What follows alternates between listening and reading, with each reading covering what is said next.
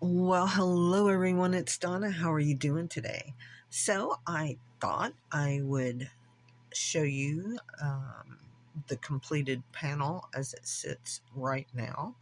There is a companion one that I think fits on this side that I've purchased, and I'm not going to get that stitched before Christmas this year.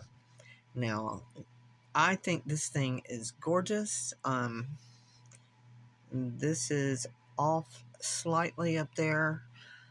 And I was like, why is this happening? Why is this happening?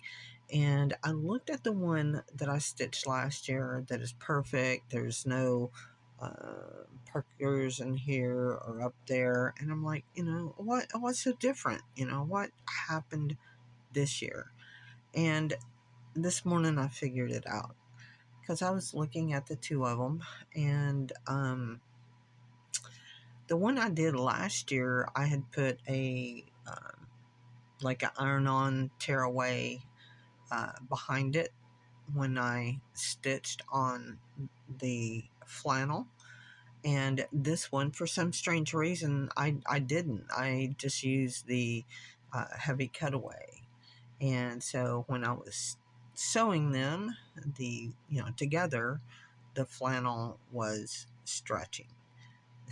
So I am using it this year, but my plan is to completely restitch this so that I won't have those puckers, the creases in there, because when I do get the other panel stitched and attached, then the ribbon will go in to make it look like the window pane.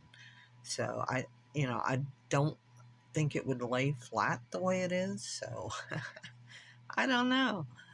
Oh, but it's going to be used this year, unless you get too terribly close or something. You can't really tell. And I